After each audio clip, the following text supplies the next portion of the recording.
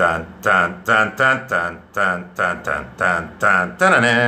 had to do that. This way YouTube can't get me on a copyright infringement, because now it's coming out of what I own. It's what they've known. And then they tried to home in, but I unequivocally, without a doubt, don't condone it. Hey, this is Michael. Wisdom versus knowledge, because knowledge is attained by what you see, and wisdom gained by what you see through. So real quick, I just want to talk about views on YouTube, because I definitely got more views than what it's showing. And how do I know this, or think of it, or suspect it? It's because I used to watch other channels, and they used to say this. They used to say that they were like getting views knocked down, or they weren't registering them because of controversy or whatever. You know, it is the First Amendment. So I didn't know if I should believe them or not. So now I verified it for myself. Okay, I had other people do it, including myself, and I went into, you know, logging out different browsers and devices and computers, played the video over and over again, and it did not register those particular views. 24 to 48 hours later, no registering of those views, and it should do it really within a few minutes. So it's like, why would they do this, right? That's the best question. I mean, you know, this channel, is it somewhat controversial? I guess. But what's the real reason? Let's get to the core of it, right? The meat of it, right?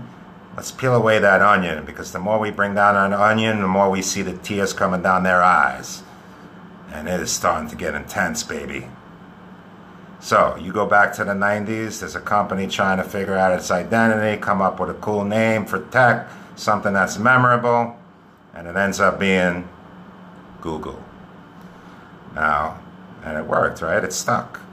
So Google, back then, had a venture capitalist firm do one of their very first investments and funded them to get them off the ground, and they were called In-Q-Tel.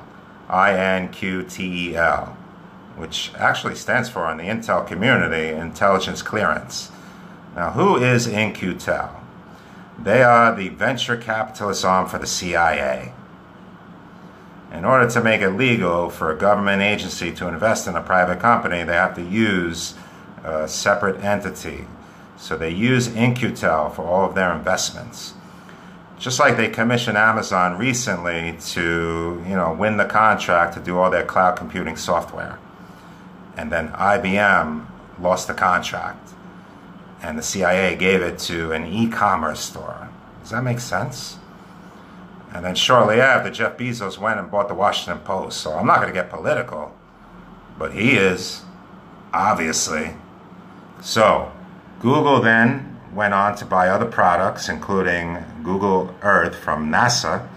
So they're obviously intertwined with several government agencies, and now they're all under the parent company called Alphabet. How apropos. Perfect, right? If you're going to be intertwined with alphabet agencies, you might as well just call your company just that, Alphabet. So the CIA has an old saying, nothing is what it seems. And they love that confusion. They actually coined the term in 1967, conspiracy theory. You start hearing that a lot now, right? Pulling out a bag of tricks. But in 1967, it was to combat the Vietnam War dissidents, because it was getting intense. Things were heating up. If you thought you saw protests today, this is nothing, right? This was you know, today on steroids, right? And the Vietnam War protesters, right? The hippies, they actually ended up being right. They did. The hippies were right. I'll admit it. I'm not for them or for their cause in general, but the war was started on a false flag with the Gulf of Tonkin. You can look that up and verify it. It never happened. They were sending our kids into a jungle where they didn't know where they were. They were just dropped off, couldn't see anything. They had M16s made of plastic that were jamming up. The Vietcong had Kalashnikovs made of steel, and they knew the terrain. So there's something wrong with that picture just as well. It's not right. You can't ask any politician this, because they're all chicken hawks. In particular, the last several presidents. I'm not going to name any names, I don't have to. Every one since 1992, every single one got a deferment and ducked the draft for the Vietnam War. Right?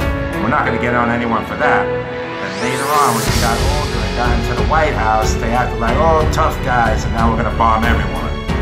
That is the epitome of a chicken hawk, right? Can't do that. So with that said, I'm not saying I got 10,000 views here, but I definitely got several hundred, if not 1,000. You know, and there's perception and there's reality. I agree with them on that. Nothing is what it seems. It's not what you know, it's what you can prove. Verify everything. This is the verification age.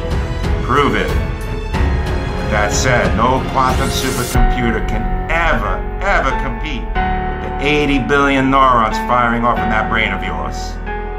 Peace. Stay strong.